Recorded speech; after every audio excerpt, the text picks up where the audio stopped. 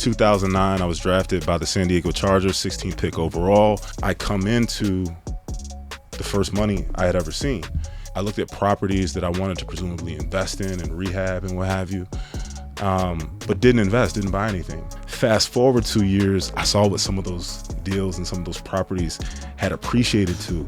I was like, wow, that's what everybody was trying to tell me, but I'm not missing out on the opportunity this time. And so 2013 was when I began to invest in property and flip seven-figure homes. I mean, I'm playing football, and then in my off season, I'm doing deals. Right.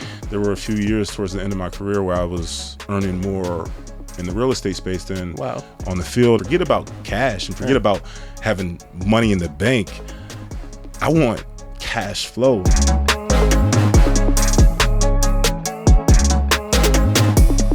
Ladies and gentlemen, welcome to a special edition of the Money Mondays podcast. We are here inside of an RV motorhome parked in front of Ty Lopez's $100 bazillion mansion here in Beverly Hills, California.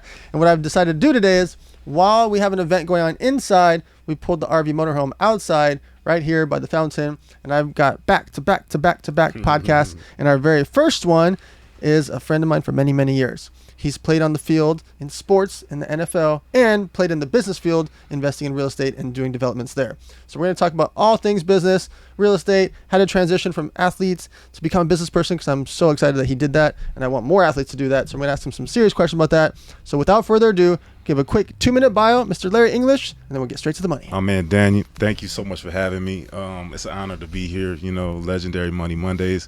So this is a moment for sure.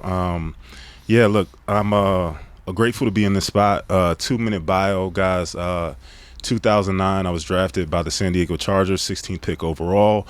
Life-changing moment, especially coming from rather, modest background, middle class, Midwest, blue-collar family, middle-class family, and I just had big aspirations.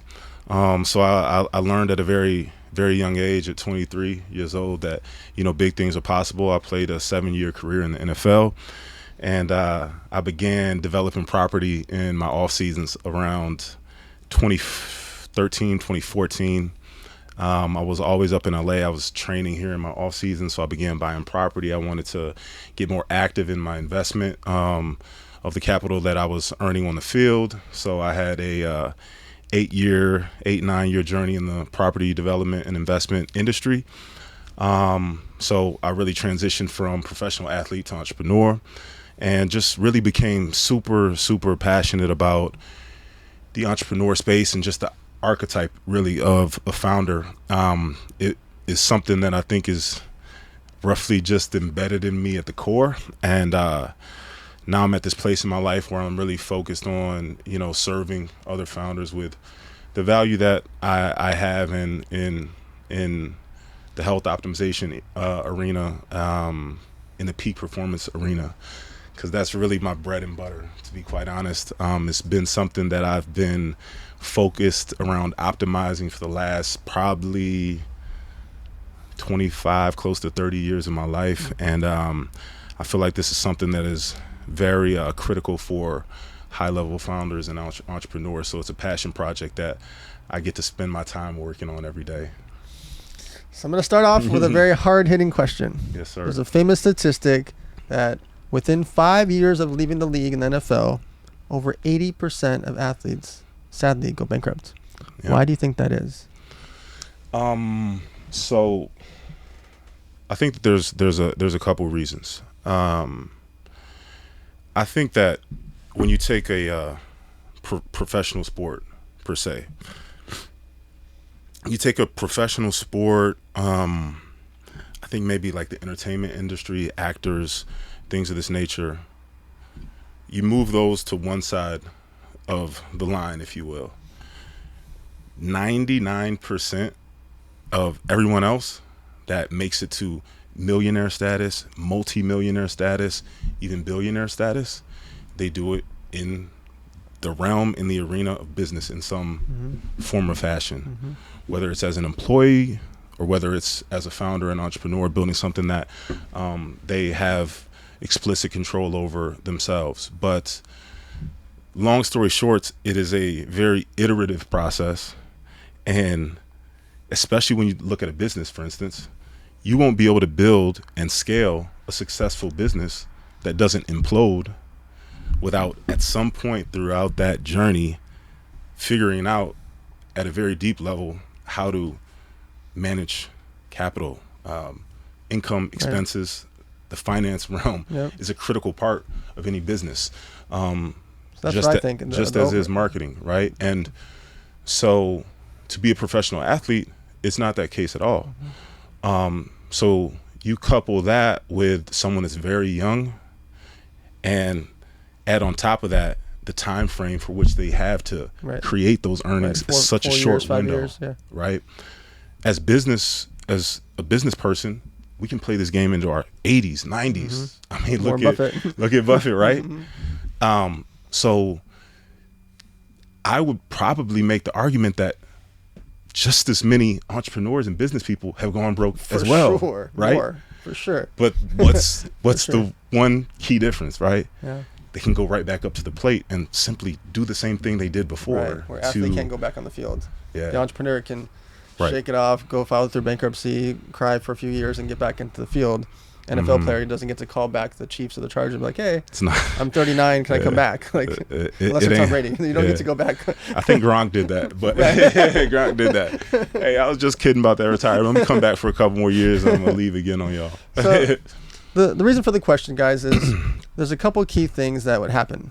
Someone goes from being a college kid where there was no NIL, which means they didn't get to make millions and millions of dollars the way that college kids now do. When we grew up, I had Ricky Williams and household name guys that were living off of $40 like a week.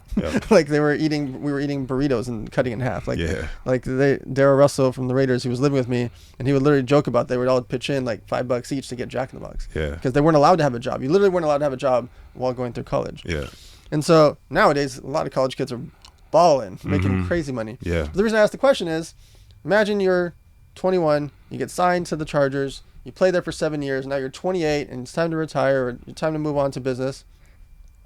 The problem is most of the guys keep the same overhead. So they were making $4 million a year in the league, and they were spending $80,000 a month and don't realize that $80,000 a month adds up real fast because they're covering their friend, their ex-girlfriend, their ex-wife, their parents, their uncle, their cousin, their cousin's cousin's friend that they loaned $50,000, like boom, boom, boom. And they keep up the overhead and no more income. And then they're like, wait a minute, I've got 4 cars, 2 houses, like 3 children. There's all these things that are going on with the overhead side, but they didn't fix the fact that they don't have the income coming in and they're not deploying the capital. And they're surrounded by people that are asking for $50,000 here, $100,000 here. Can I just get $5,000 a month? Oh yeah, it's only $5,000 a month. Well, no, that's $60,000 a year for the next 5 years. It's $300,000. But you only made $4 million in the league. You just paid 8% to your cousin. The thing is, too, is once you start, especially like with family members, right? Once you start down that cascade of events as it relates to kind of taking over the economic needs of others, then it gets very dicey and hard to at some point just cut them off and kick them to the street, especially like when it's someone that you care about and love, you know what I mean? So that's the thing to also remember is like when you take on these commitments oftentimes tend to be a perpetuity commitment that you just made, right? Whereas you put a perpetuity commitment against a finite income source, a finite, time horizon on generating those millions, right? It gets a little dicey. So I think there's so many variables at play. I think that you bringing up NIL, that's the beauty of NIL, right? That's one of the reasons why I just think it's so incredible. Not only do the players deserve to participate in all the value they're creating, but they also now have this opportunity of kind of taking those lumps on the chin before they actually get to the real generational money, if you will. Having said that, I think there would have been some really tough decisions had I had to play college ball in a world, whereas, think with me, for instance, so I went to a mid-major college, right? I went to Northern Illinois. Northern Illinois is not USC, right? Of course. And what tends to happen, right? What we've been seeing a lot with, the NIL and this portal, if you will, is when you have the kid that was chip on his shoulder, maybe not quite the, top tier recruit, mid tier recruit, but just develops into a very nice player at a mid-major program and does that very early in his career, call it his second, third year playing. He's a sophomore or junior. What's happening is SC, LSU, the Right. big Power 5 juggernaut schools are going to the guys at these mid-majors and Here's throwing 1.6 half a million. mil. Here's a mil, Yeah. right? That would have been a tough decision for me to make sure. had I had to make that at that time. And I would have never known like what was actually in my cards. The fact that I would materialize as the first ever first round draft pick to come out of my university, Wow. right? And when you look at a potential or like an alternate universe where I had to transfer middle of my career and go to SC, Right. UCLA, maybe not be like The star. debut Right. top tier star, maybe that ends up being, still making it to the league, but second, third round, Right. and a fraction of the contract size out the gate, right? So I think that while it is amazing, there's also all these other variables that make it a really complex situation for teenagers now to deal with. Yeah. You know what I mean? 18, 19, 20 years old. So So we covered 3 core topics here: how to make money, how to invest money, how to give it away to charity. On the investing side, how did you decide that you want to invest into the real estate game when you left the league? I think that it was something that I understood. And actually, it's funny you asked that now that I'm really like thinking back to that whole like story arc and my emotions that were going on in this period of time, right? So we all know, most of us know that are old enough, having intimate awareness around what the world was like in 2008, 2009, you know what I mean? Like the middle of the Sure. global financial crisis, right? And so being a collegiate athlete on scholarship in 2008, when all of that occurred, I'm in my senior season heading into, I'm starting to look at my draft stock and all this stuff. So it's, the writing on the wall is that I'm going to the league. So everything is sunshine and rose petals in my eyes. So I wasn't kind of fully in touch with what was going on from an economic standpoint, despite the fact that, my mother she was one of those folks that was ended up laid off right after I got drafted, ironically. But so that was like the context for which I come into the first money I had ever seen. And I remember at that time it was, do we buy property? Do we buy a house? And so I remember I'm looking all over San Diego for a home, and I didn't quite find one I liked, but I bought my mother a house. And about a year or two later, 2010, 2011, I'm spending a lot of off-season time in Los Angeles. And so I'm looking at the housing prices in LA, which for me, coming from the greater Chicago area, looked very expensive. These look sure. like some, high sticker prices on homes, right? Well, so obviously I looked at houses, I looked at properties that I wanted to presumably invest in and rehab and what have you, but didn't buy anything. And then fast forward 2 years, I saw what some of those deals and some of those properties had appreciated to. I was like, wow, that's what everybody was trying to tell me, but I couldn't see it, right? Yeah. So I said to myself, you know what, I'm jumping off the stoop. I'm not missing out on the opportunity this time. And so 2013 was when I began to invest in property and to rehab and flip, 7-figure homes. So that was how I organically landed into the real estate industry, right? And once you do a couple of those and see success, I started to feel like, I could do this. I'm pretty smart. I mean, I'm playing football, and then in my off season, I'm doing deals. Right. That it got to the point where I had earned. There were a few years towards the end of my career where I was earning more in the real estate space than Wow. on the field at the time, because there were miles on my legs, and so my career as a player was starting to sunset, and so. I was like, this is going to be what the second chapter looks like for me. And so that's how it started, and it just grew from there, So look at this camera real quick. Yes, sir. And talk to that 21-year-old football player that just got an $8 million contract. They're coming out of college in Chicago. What would you tell them to not go waste their money on 3 watches and 3 cars and a bunch of craziness, nightclubs and bottle service? And here's what I would say. I would love to talk to that, to the 21-year-old cat that's getting drafted, that has a signing bonus and a guaranteed contract day one.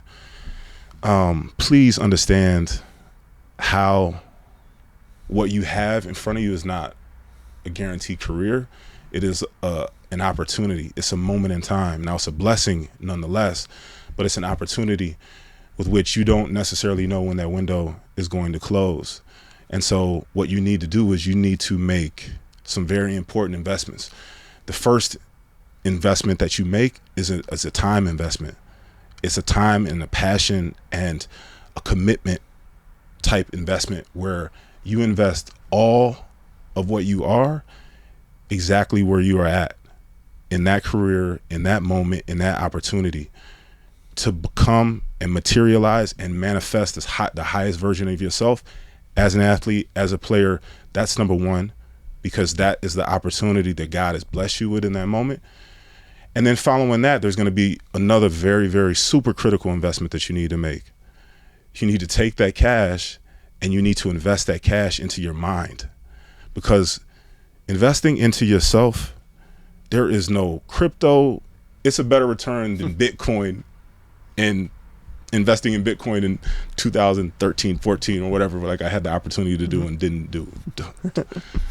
Jay Rich tried to tell me and I just couldn't see it. But anyway, there's no investment that is more accretive and has more of an exponential return than an investment in yourself. So what are you doing in your off seasons? Take that opportunity to really invest in you from an information perspective and the brand of you. You know what I mean? Because that is one thing that will never be taken away from you. I didn't quite understand that. I remember when I was a young player, they always talk about you have this opportunity to build a brand, right? And I didn't quite grasp at that time what that meant. But hindsight now being 2020, it is the one investment that will beyond a shadow of a doubt, it will create a positive return. Now it's just a matter of when, but it's something that no one can ever take away from you, to the extent you don't tarnish your reputation, right? Those are the most the most accretive and the best investments that you can make. And the other thing that I would say is be cautious to the situations you get yourself into. Watch where you sign your name on dotted lines, and just understand that you need to control your own destiny. There were many times and many instances, like I had a couple very fork in the road type moments in my investment career where I had incredible deal on paper, large deals and incredible teams seemingly. But it matters, like your equity stake and your control provisions within a deal, because sometimes you never know what, improper decisions could from folks outside yourself that might have more equity or more voting rights in a deal could steer you into, right? So these are the things that you need to think about when you start to think about like actually investing in deals, whether it be private equity, real estate, venture deals, all of those things. Just know that to the extent you're not in full control of a deal, if you sign as a limited investor into something, just understand that whoever is controlling that, you're giving them the keys to your destiny. So make sure you make the right choice with that.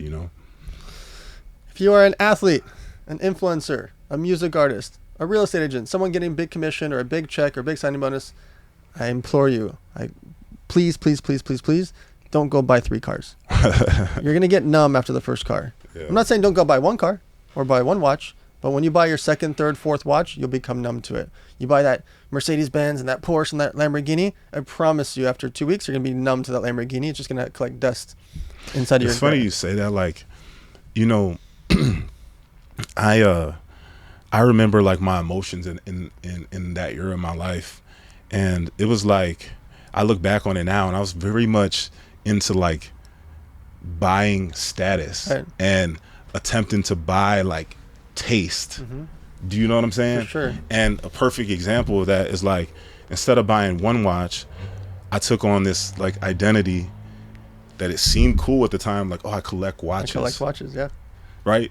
People do say this, right? And I guess it's fine to agree, but to a certain extent, you know, like when you just are touching the first money you've ever seen, it's kind of corny to get into that whole game. Like, let the money like season a little bit, get used to it, figure out what your real tastes are before you just say, oh, I'm a wine collector and I'm a watch collector and all this stuff, because it sounds tasteful and, you know what I mean, and stylish. And then you look up and you see you just signed a 20, 30, 40, 50, even $100 million contract. But for me, for instance, I started to like look around and like, this dude's worth 9 figures next to me, and multiple 9 figures. This dude's a billionaire, and every time I see him, he got the same watch on. I've had the same watch for 15 years. And I'm a watch collector with this slew of watches, thinking it's cool to like wear different watches all the time, right? It's like something ain't adding up.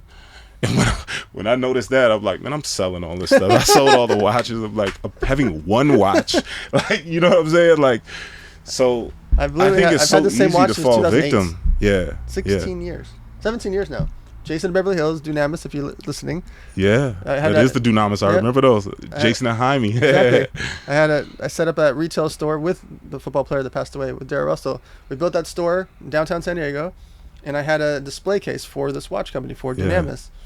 And when I got that watch, I've literally, since 2008, never even considered another watch. Yeah. Why? It's amazing. For what? Hey, I don't think everyone has that level of wisdom ingrained in themselves, and like I really do applaud young cats when I see that, because there are some that have this level of kind of like calm amidst all of this noise, right? That don't kind of they're in the environment but not of it, right? They're the other player next to their locker has got a big huge chain on. Yeah. They're like, where's your chain? I don't need a chain. like let me give you a real life example, guys. So let's say you wanted to go buy this Lamborghini, right? And you're a football player, influencer, athlete, sales rep, making a big commission. Something happened where you got a bunch of money. You going and spending $250,000 on that car. Imagine this. You go buy real estate like Larry did.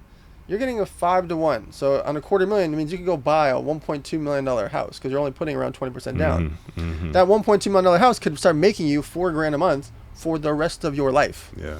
So you wanted to go buy a watch or a Lamborghini. Imagine if you're getting $50,000 a year forever. Yeah. Not counting appreciation, not counting the tax benefits, all the other things, but just literally netting $4,000 a month for so many years because you made that decision. And then later in life, when you start to have your 4th house and your 8th house and your a fourplex, an apartment building, and you're cash flowing 6 figures a year, okay, you can make different types of decisions because you're set forever. The problem I see is someone makes $150,000 commission from doing some deal, and then they spend all of it, and then they think they're going to go make that again over and over. It doesn't happen that way. Yeah. And what you just said right there, the reason why I didn't say any of that, because before you go and make those moves, you need to invest into your mind. And you need to understand what you're doing before you go and invest in property, right? And a perfect example is like one of the things that I noticed in like after the fact is, as an athlete, you get used to the whole work for 5 years for a big, massive contract that's an immediate shot in the arm, with is like tens of millions or hundreds of millions of dollars these days now. And so you get used to that kind of like explosive, injections of capital or economic gain in your professional life. And I think that dynamic can kind of prompt one to overlook the actual cash flow minded benefit of having actual long-term consistency and predictability in actual cash flow. Forget about cash and forget about having money in the bank. I want cash flow that is perpetual, that I know that I got it into a secure investment that's kind of safe to a degree, and then it pays me income every month and it doesn't stop. Whereas you get the big pop and the big contract, but and then you spend into that, Right. that can For sure. dwindle very quickly, right, over time. Even if it's not quickly, it can dwindle at some point in the future. Whereas if you only focus on, putting out the cash flow comes in and that's the only thing I spend, then that can go out into perpetuity, right? Well, I think that going into the investment space, you have to be, especially as an athlete, right? You have to be very wary to shake off this mindset of I need to go do this deal that's going to make me 10 million in 2 years or 20 million in 5 years or whatever it is. No, take the base hit that's going to produce cash. I'll deploy however much money it is, right? Everybody's at different scales of this, right? But how much is that going to pay me? Like, once I put the money in, what do I get paid next month, right? And then what does that look like on a 5-year time span? What do those cash flows look like? That is the type of investment you really want to do and that you really want to make. Whereas I remember when I went into it early, I was looking for, like, how do I do a deal that makes me $10 million in a few years, right? Where that's kind of the wrong mindset when you are talking about long-term time horizons, which the way that science and health is trending now, you just want to make sure that we, don't want to run out of money, Of course. before you run out of life, right? And so that's really the name of the game. So I agree with you. Part of my investment speech, I do a speech called 40-40-20. And at some of the rooms, what I do is I actually scare everyone in the room with this. I ask the room, say, raise your hand if you have a child. Who here has a child? They raise their hands. I say, well, when we grew up, our parents typically passed away between 73 and 75 years old, 75 for women. A lot of people here, your parents are going to pass away around 83 to 85 years old because of modern medicine. Everyone that just raised your hand with children, your kid is probably going to live to over 100 years old. Mm-hmm.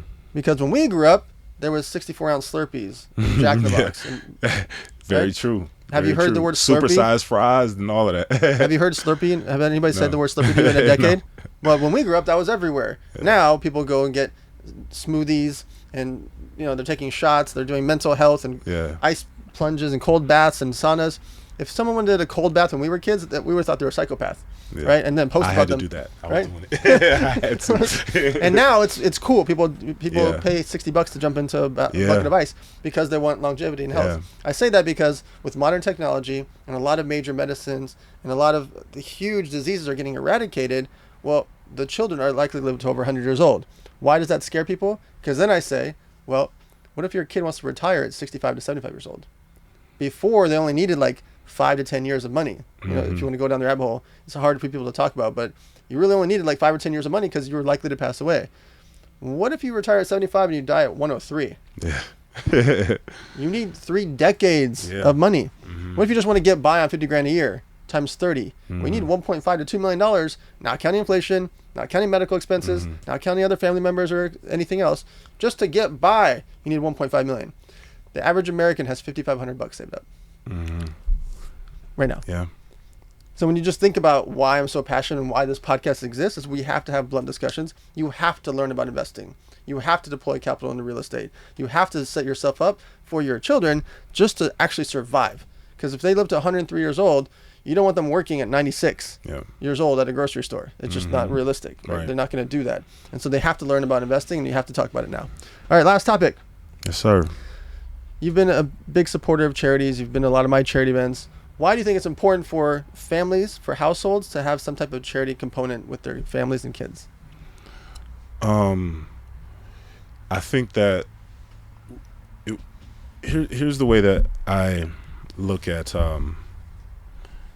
giving, right?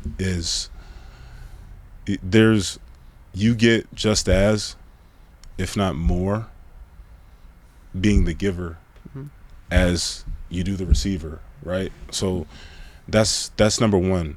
When we think about the spirit of giving, and you think about longevity and fulfillment and things such as, like, as you said, mental health, there is some very beautiful degree of fulfillment knowing that you were able to positively impact another, whether that was financially, with your time, with your information and wisdom, and being able to bestow that upon somebody else that is maybe a little bit further behind you in their journey.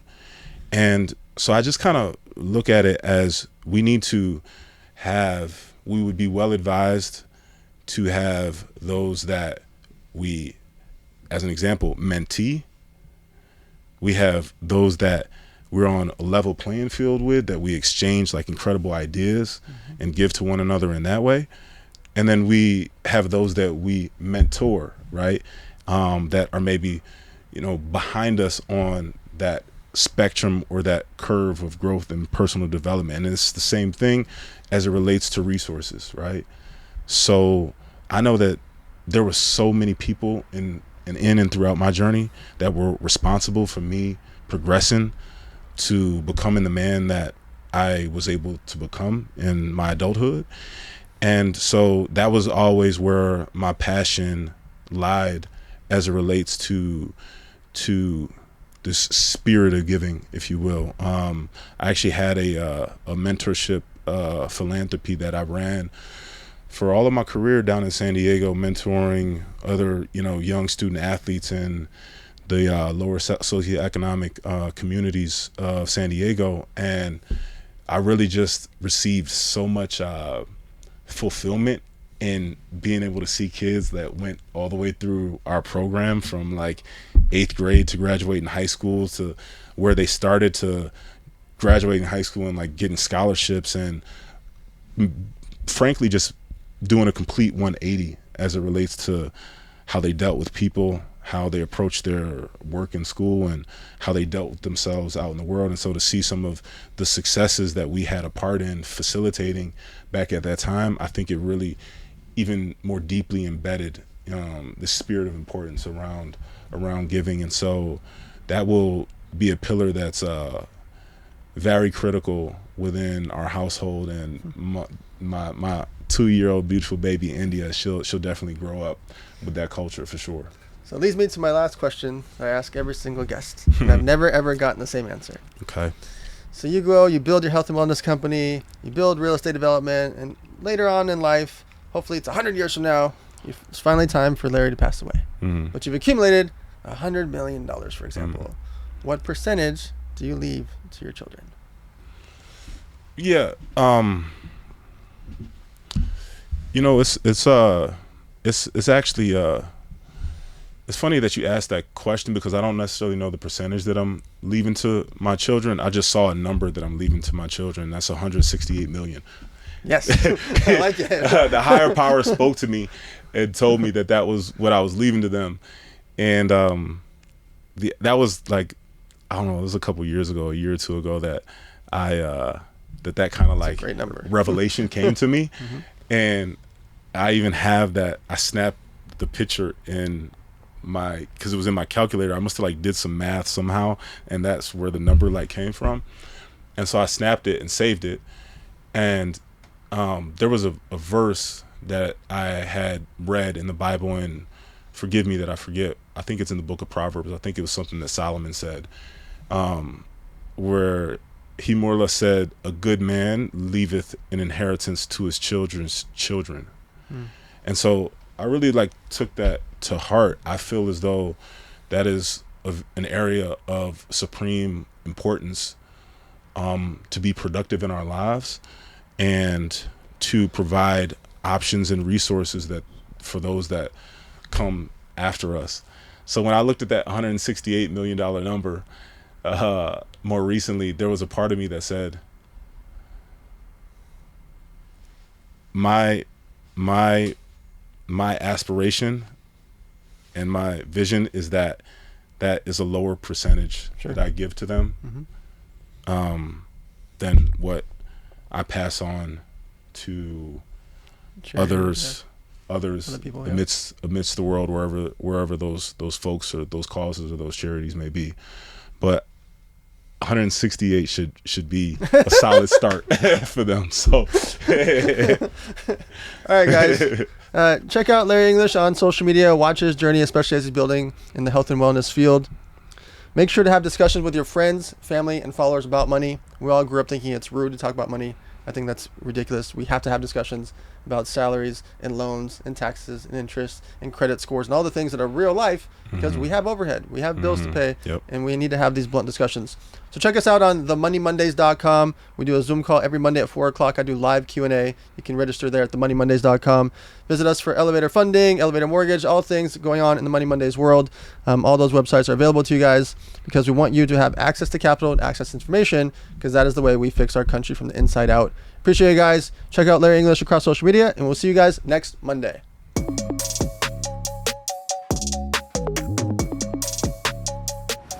Ladies and gentlemen, welcome to the Money Mondays. We are here inside of an RV motorhome parked at Black Site Ranch. On the right of us is wild jungle. There's over 200 animals. There is camels and zebras and donkeys and ostriches and everything you can imagine over there. But what's happening today is day 3 of what's called Operation Black Site. And luckily, our guest flew in to experience Operation Black Site, where he could learn how to shoot, how to fight, and how to escape over this 3-day session. But since we're here, I figured, well, we've been friends for years. Why don't we do a quick interview? He's raised $54 million in funding to scale his company called RepeatMD. We're going to ask him all things about fundraising, investing, scaling, hiring, and all the things that go along with building a business that big, and what are his next steps and journey and vision for RepeatMD. As you guys know, we cover 3 core topics: how to make money, how to invest money, how to give it away to charity. So we're going to intermix those type of questions over the next 34 to 38 minutes. We keep these podcasts to under 40 minutes for your listening pleasure, because the average workout is 45 minutes. The average commute to work is 45 minutes. So this episode will be under 40 minutes for you to be able to easily consume, share with your friends, family, and followers. Now, before we get into this, I'm going to have Mr. Phil Sitter give a quick 2-minute bio so we can get straight to the money. Awesome. Tell us everything. Yeah, thank you, Dan. So, yeah, I'm Phil Sitter. I'm the founder and CEO of RepeatMD. RepeatMD has been around for almost 3 years. We're top 200 apps in the world. We've generated over $2 billion in revenue for our clients. And before starting RepeatMD, I actually moved with my dad in the late 90s when I was very young from Vienna, Austria. So I had very much the immigrant life, right? Started working at a very young age and got into restaurants. I'm a 5th generation restaurateur. So that means generation after generation opened up restaurants. So I know a lot about that. I opened up restaurants. I did that for 10 years. And I scaled that to 1,200 employees, multi-unit, multi-concept. And then from there, wanted to create software for restaurants. And then from there, because of COVID, right, I ended up pivoting my software company from restaurants, and I found the aesthetics and wellness space. So RepeatMD serves med spas, plastic surgeons, dermatologists, et cetera, in all 50 states. And we're about to launch into Canada. Very cool. So before we get into the number of $2 billion in revenue you were talking about over there, let's talk about the beginning. How did you start RepeatMD and why? So I started RepeatMD as a pivot for my first software company. So I'm not an engineer by trade. I had what it was called a Stein Club in my German restaurants. So this was a club where you paid $200 for the year, you got a Stein, you got beer, you got events, and eventually that scaled to the point that my Excel spreadsheet wasn't cutting it. And so I had all these people on my list, and so it was a nightmare. And so I always just had this whole like membership concept in my mind that there should be memberships within restaurants. And this was like in 2012, 2013. And so as that scaled, I said, okay, well, now that we're franchising our restaurants, I need to find out like a virtual Stein Club. And so I built software at that point. I hired an agency to build software that would track members. And then I went to all the alcohol commissions and tried to get approval for a free alcohol club, which was very hard to do. And so that took like a year, and I got 17 states to approve it. Had to do all these sorts of things like ID verification, and then like a reduction of overconsumption, a lot of technical stuff. Finally launched that. As I was franchising, then a buddy of mine who owns 16 Mexican restaurants in Houston was like, hey, what if you did that for my restaurant? And so an idea was born where I was like, oh, well, maybe this might be the better path versus owning a lot of restaurants, never being home. You know, I had my daughter at that time. She was just born. And I was like, man, I'm going to miss all the holidays, all everything because of the restaurant industry. And so I decided to take a chance and say, you know what if I started selling this. So part-time, I was running my restaurant group. The other part-time, I was selling restaurants my software. When that hit a tipping point that was interesting, a couple hundred clients, I decided to sell all my restaurants, sell all my real estate. And keep in mind, I was doing that for 12 years at that point. So I sold everything. My dad retired, who was my partner in the restaurants, and my wife was a partner in my other restaurant. Sold everything, funded my own software company, and said, "Fucking send it." Well, let's go do it. So we had about 500 restaurant groups use it within our first year. So that I thought that was the path, and it was going pretty well. Then COVID happened. All of a sudden, no restaurants could pay me. Sure.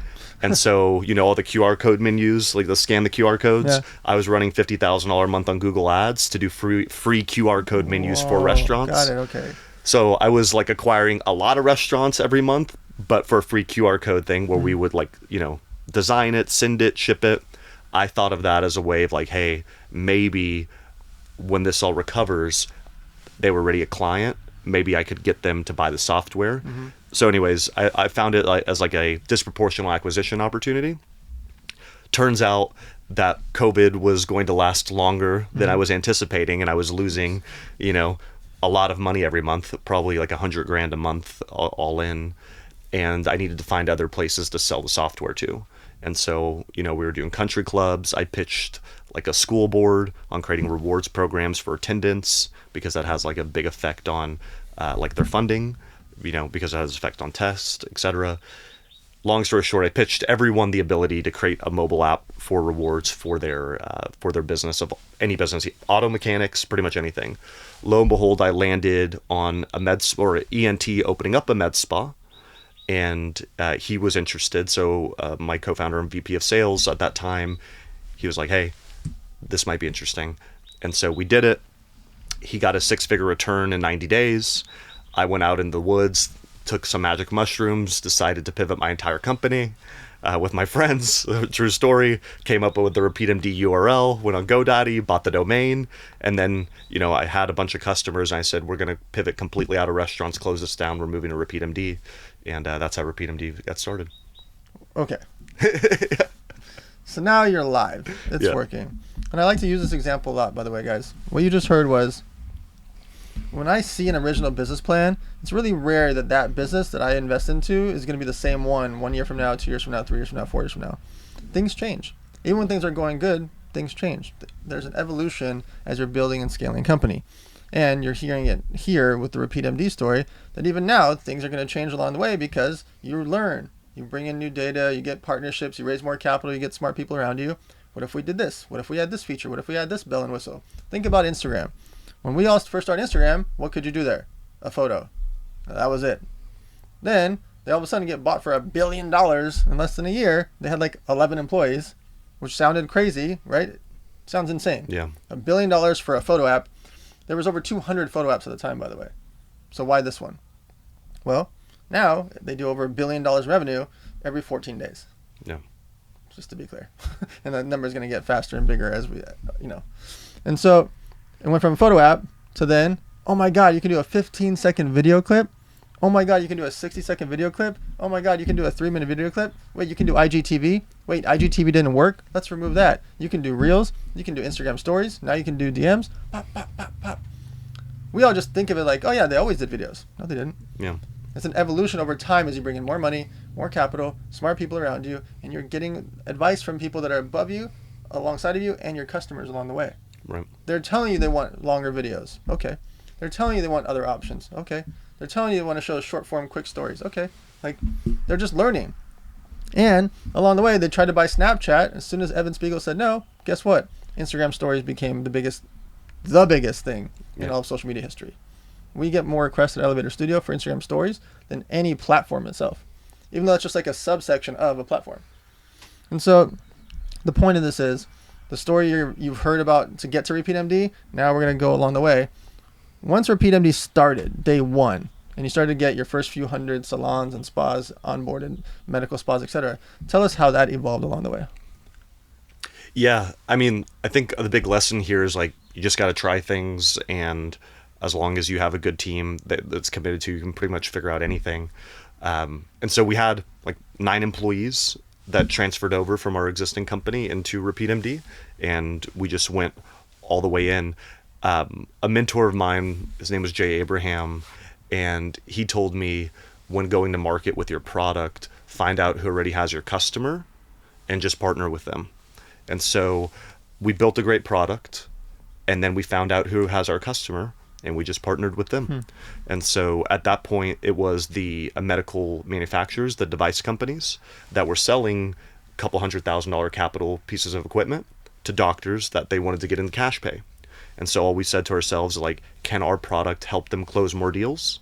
And can our, the salespeople from the company, and can our product help the doctor or the physician buying the device help sell more treatments? And building a mobile app that rewards patients, retains them, introduces them, and educates them to all the different services, and now has financing, et cetera, all baked in, does all of that, right? Doctor buys a device, concerned, like, how am I going to bring this up to my patient? You get a mobile rewards app like Starbucks Rewards, but built for the medical industry. Scan, get money, get $50 towards any treatment, be able to buy the treatment, finance the treatment. It really closed that ecosystem. So that's how we launched. I didn't raise any venture capital till we hit 6 million of recurring revenue. So the company was like a $50 million valuation type of company by then. Because I was just very detailed on, let's find partners that we could help solve their problem. Let's acquire their customers because they've already paid for their customers, and then let's build off of that. And so that's how we started. Okay. So someone out there listening, they want to either work with RepeatMD or recommend it to one of their friends. Who do they recommend it to? Who is the ideal client to use RepeatMD? Yeah. So with RepeatMD, our clients are med spas, plastic surgeons, dermatologists, wellness clinics, etc. So any practice that has cash pay services and treatments. So as a patient, the way you would experience RepeatMD is you go into the practice and they have a rewards app, like Starbucks Rewards, but for the medical aesthetics and wellness industry. You'll scan it, you'll get $100 towards a treatment or a free treatment, IV, whatever. And then from there, they'll have their own app, and you can buy a treatment, a service. You can learn about services and treatments. You can send referrals, etc. It's about taking some of the world's best loyalty technology and applying it to small businesses. And today, the RepeatMD app has over 2 million users and top 200 apps in the world. So the way we did that is by acquiring some of the most talented engineers from the consumer app and e-commerce space. And basically, the way I think about small businesses and B2B software is like fractional ownership. I think of Phil that was running a restaurant. Like, it would be amazing if I had access to these people to build my app, but I could never afford that. So companies like RepeatMD come out and they're like, hey, we have the capital, we have the people, we'll build something special, and you pay us monthly. And so our customers are practices, but what we say is our practices are the partners and our real customers the patient, because it's a patient experience that we're after. So on the make money side, how does someone that has a spa, salon, med spa, etc., how do they make more money by having RepeatMD? So we call the concept at RepeatMD med commerce, which is applying e-commerce to the cash pay medical aesthetics and wellness industry. So a patient has the ability to buy a service now at 9 p.m. at night versus just being limited to 9 to 5 p.m. Right? So think about, everything is e-commerce now. Why would the medical industry not be? Right? Telehealth is e-commerce already. But if I wanted a treatment, I would have to drive to the practice and then go get the treatment. And that doesn't make any sense anymore. When I think about the treatment, I pull up the app, I buy it, and that's it. And if I want financing, I don't want to have to ask for a credit application.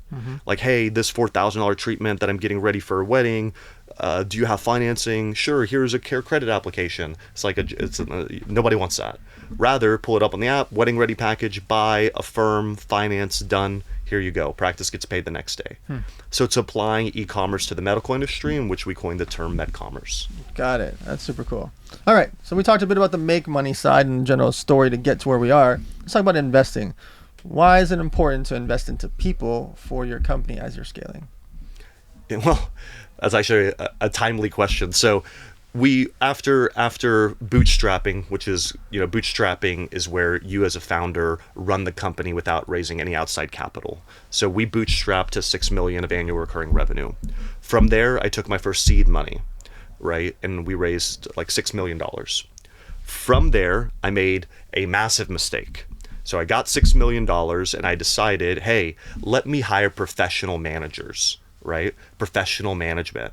So I started hiring based off of resumes, right? And based off people that I would think would work out. And then you get a job, and you get a job. Yeah, everyone got a job. And then from there, and we scaled from like 20 employees to 100 in about 6 months. Oh my God. Yeah.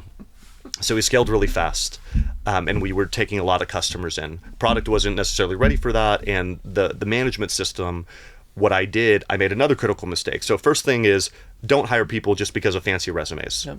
Like one founder told me this, and I'll never forget it. He's like, Phil, when you're interviewing people, did they succeed because of or in spite of, right, with the company's success? So did the company succeed because of or in spite of said employee, right? So there's many people out there that worked with Meta, worked with Google, worked with Shopify, etc., but that doesn't mean that they were at all responsible for Shopify's success.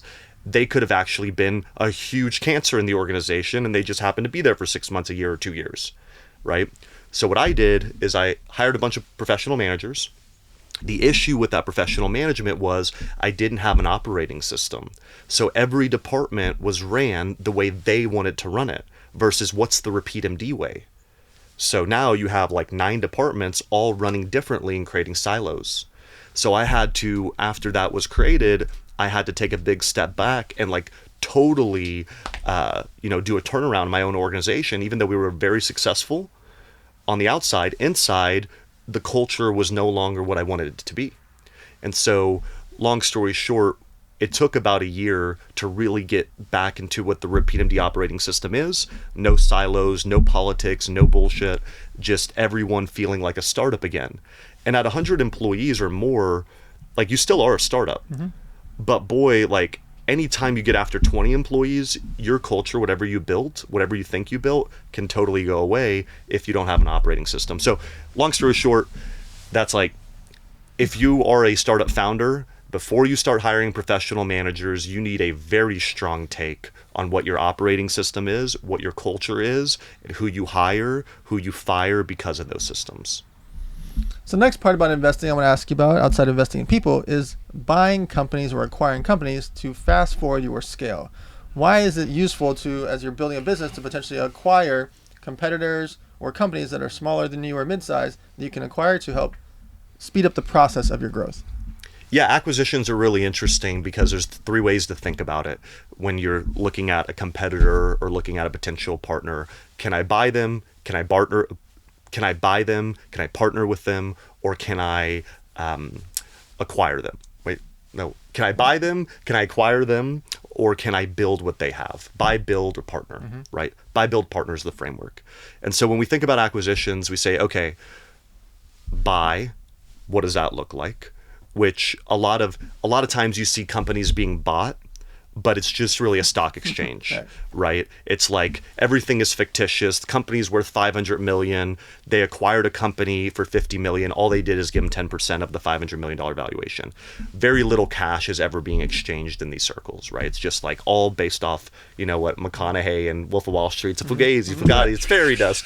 It's like a lot of companies are bought because of fairy dust, right? So that's one way to do it, and that's how most acquisitions are done today.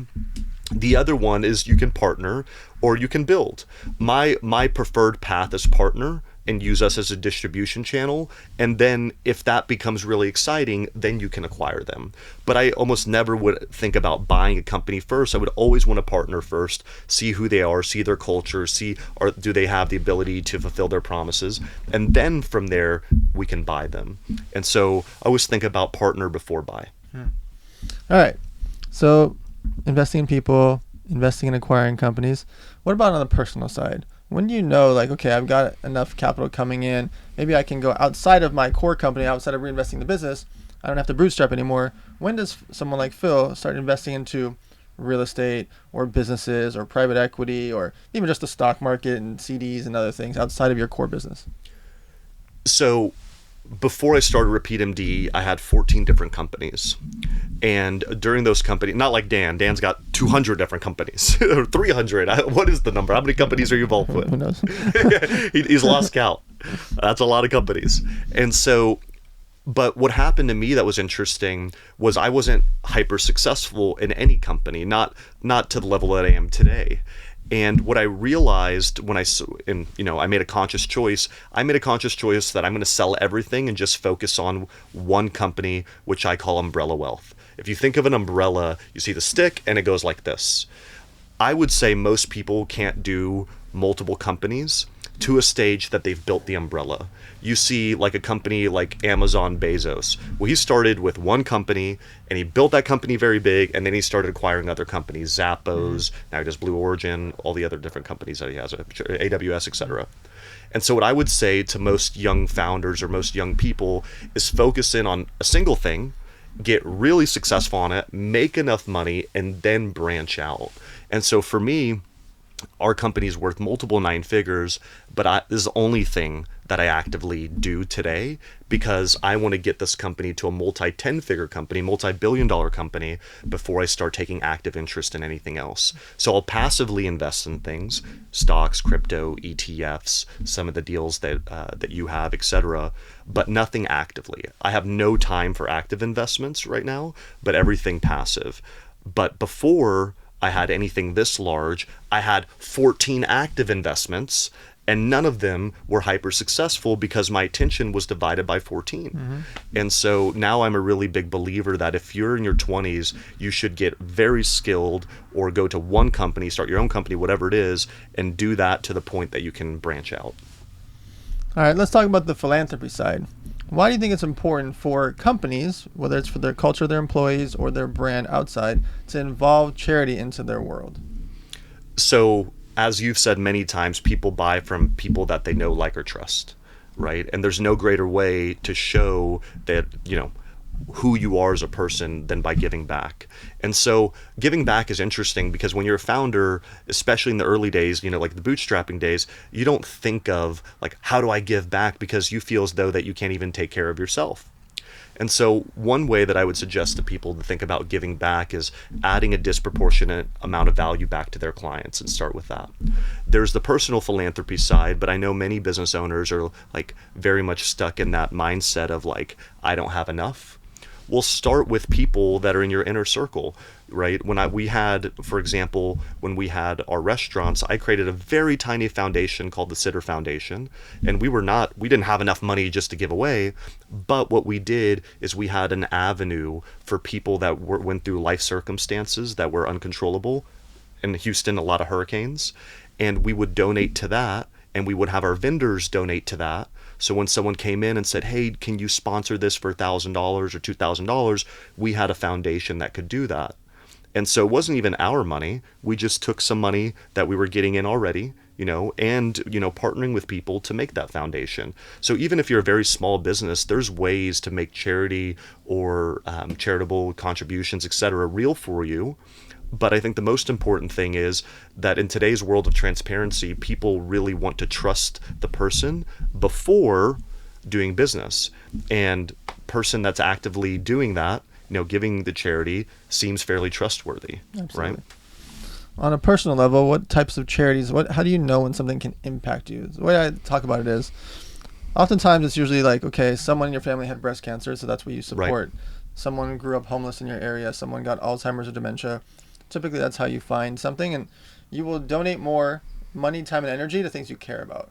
Right. Like donating to Red Cross and donating to household name charities, you're just sending a check or a credit card deposit, and you're just kind of checking a box. Versus, my mom had this, my grandma had that, my friend from school had this. This happened in our community. Maybe it's not a family member, maybe it's someone in your circle. When you find something, it's not just about the money. You could literally donate your time. Like the toy drive, I rarely raise money. I didn't even start raising money until a couple of years ago because the first 8 years I just wanted people to volunteer or throw their own toy drives.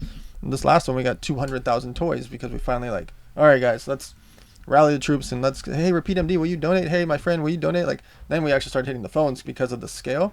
But for 8 years, it was just us on the floor wrapping toys. Right. When you find something that you care about, whether it's, again, in your community or in your life, it's not just money what we're talking about. You can donate your time. You can donate your energy. That could be social media power. That could be your hands showing up to a children's hospital, showing up to a senior citizen home and just spending your time. Or it could be you rallying the troops, getting the people in your communities or getting people on your social websites to help donate and help spread awareness for something that you care about. In your personal world, is there anything that has made you feel like, you know what, I really like this, or this is a type of charity that I want to impact? Yeah, I'm a father, so anything that has to do with kids, like, of course, you have a 6-year-old daughter, so I'm really been in touch with my empathy and my sympathy, and I'm sure you having your daughter now, it just changes your perspective dramatically. So that's been something that's been like very relevant to me, because as you know now, you can't imagine the world and the pain of the world. You have a beautiful, healthy daughter. I have a beautiful, healthy daughter. You can't imagine a world where that would be untrue and how you would feel, especially if you didn't have the resources to take care of your daughter. So yeah, that one, especially now being a young father, is like very important to me. So the question I ask at the end of every episode has never had the same answer once, and I have a feeling it's not gonna be the same answer here. So many years from now, when it's time for Phil Sitter to finally pass away, and you have the 6-year-old daughter, and now let's say she's X amount of age, doesn't matter what her age is, but you've built RepeatMD to become a $12 billion company. You sold the company to Jeff Bezos, actually. He's the one that acquires it. For $12 billion, you have, let's say, half the company. You cash out $6 billion, invest in real estate, and accumulate all this wealth. What percentage of your net worth do you leave to that little daughter? Oh, that's a great question. So I already have like a Acorn account for her. The way that I think about it is I will be her seed investor in as many businesses that she has already had traction on. So she has to bootstrap whatever she wants to do. When there's traction, I will be her first angel investor. And that's it. I love it. See, it was not the same answer. That's so cool. All right, guys. When you're listening to episodes like this, I'm actually going to ask another question, but when you're listening to episodes like this, I want you to see the different styles of the guests that we have. Some of them are building up companies, some of them are working for companies, and some of them are paving a path forward in an entire industry. Like what Phil's doing, he's creating a marketplace. He's creating an industry for a subset category, which is spas, salons, medical spas, etc. And that's going to expand over the course of time as they continue to go from 54 million in funding, potentially more later, to keep adding more and more scale, more and more employees, more and more smart people, and data from all of their customers, clients, etc. Going from $2 billion in created revenue to $5 billion and $10 billion, etc. When you're listening, pick and choose. It might not just be for you. The Money Mondays is designed for you to have discussions with your friends, family, and followers. And so this might come up this weekend at dinner. It might come up a year from now with your friend that works at a salon or a spa. You're like, well, wait a minute. I remember this episode, and you share it with them so they can learn from or potentially work with RepeatMD, and then boom. By the way, it's not sponsored, just to be clear. This is a friend of mine, so it sounds like a whole commercial for this right now. But the point of it is, it's a very useful company. I like the butterfly effect. If all of a sudden thousands of salon owners and med spas hear this episode and it gets shared by their friends, and they start making an extra $200 a month, $8,000 a month, $1,200 a month, and all of a sudden they do that for years and years and years, we've created millions of dollars of commerce for people just from this 40 minutes here. Right. And so I want you, as you listen to episodes like this, think about, who could I share this with? Who could I forward this to? Or who could I recommend RepeatMD to? Or who could I recommend, hey, go follow Phil Sitter on social media? Because it's important for you. This is the butterfly effect. All day, every day, my life has been about building up connections and relationships. I'm group chatting people all the time. I do it with Phil all the time. Hey, meet this person to help you with this thing. Hey, meet this person, you could invest in this thing. Hey, meet this person, maybe you guys could work on this thing. The butterfly effect is crazy, because I do that hundreds of times in a week. This may be part of your life in the future when you start to think about, I do know some salon owners I could recommend this to. Or you're hearing a different episode, like, I do know someone that could use this type of accounting or banking or product or investment strategy, etc. We grew up thinking it's rude to talk about money. I think it's insane not to talk about it. We need to create more comments for our friends. We need to refer our friends clients. Your friend's a personal trainer, send her some clients. Your friend's an accountant and they're good at their job, not to Do it to people that are good, by the way. I'm not just saying refer just because they're a friend. Someone's a good accountant, refer them some clients. When you know someone is good at something and it's a very easy text message, why don't you think about referring some clients if they're actually good at what they do? You create business for them. Someone gets the vendor that they're looking for. They need a personal trainer, or they need a banker, or they need an accountant, they need a doctor, whatever. And you become the middle person of that thing, and it just creates more goodwill in our society, and more revenue and more money moving around. All right, one more bonus question. What is the future of RepeatMD? You go out there, you built this company, you've created $2 billion in revenue and growing for all these different spas and salons. What is the next chapter? What do you see? The vision of the company really answers that question, which is our vision for the organization is for every person on the planet to have access to their own wellness journey. And what that means to me is you shouldn't live in a world where you're wondering, well, what should I do next? Whether you're interested in aesthetic treatment or wellness treatment, or you're like me and listen to all the podcasts, the Hubermans of the world, the Peter Tias of the world, and you're taking your Apple Notes, right? And you're like, okay, well, maybe I'll try this and become your own scientific experiment. Right. Like, there should be an aggregator of saying, hey, Phil, this is what you're interested in. This is what you could do. This is how all this works together. And here's a provider that can get this done for you. And so I just believe in a world that everyone should have access to that. And that should be free. Anyone, my daughter is 6. By the time she's 18, she's going to want to enhance her beauty or her or the way she feels at some point. My dad's in his 70s, and he definitely wants to enhance how he feels, right? And so between the ages of 18 and 80, we live in a world where we're looking to optimize ourselves. We're looking to take care of ourselves. We're looking to have many, years of life, but also life in our years. And so I want to be the platform, and I want RepeatMD to be the platform that provides that to the world. Very cool. Where can people find you and your company on social media? So on social media, we're at RepeatMD, and I'm at Phil Sitter. All right, guys. This is one of those episodes, again, where it may be very useful for someone that you know. You go to a certain salon, you go to a certain spa, you go to a certain doctor. You could refer RepeatMD to that person, and you don't know the butterfly effect of what you've now done. They're making more money, they're being more efficient, everything about their business becomes better simply because you said, hey, listen to this podcast, or check this company out on social media, or check out their website. That 7-second discussion might literally make your doctor, your salon, your spa a lot more money and be more efficient. I'll add something to that real quick. Yeah. Wait till April of 2025 because we're giving out away a Lamborghini Urus to anyone that refers RepeatMD. Whoa. Whether it be a patient or a practice, you'll be able to go to our website and refer someone who should have access to RepeatMD. Because for a patient, we want them to get access to rewards, to financing, to memberships, etc. And for practices, we increase top line revenue by 22% the first year. So long story short, in April, the end of April, we're launching our Lamborghini Urus giveaway, or $200,000, your choice. You can even choose the color. And so we're doing that. So if you do have a med spa, plastic surgeon office, dentist, we're in dental now, wellness clinic, etc., that could use its own mobile app, then we have an incredible referral program that we give away yours to, and for every referral, it's $1,500 that person gets paid. So Whoa. It's like That's a lot of money. It's a great referral program. Wow, that's a lot. So I appreciate you calling out RepeatMD, but Very cool. that is a cool thing. I should have put this podcast out in April, right? the Lamborghini Urus. Yeah. I'll just have you donate to the charity. All right, guys. Check out Phil Sitter across social media. He has some really great content. His ads for the company are super fun to watch. Check out RepeatMD on social media. Go to their website, their mobile app, etc. Talk to salons, spas. Talk to your friends about money, investing, and accounting. And we'll see you guys next Monday at themoneymondays.com.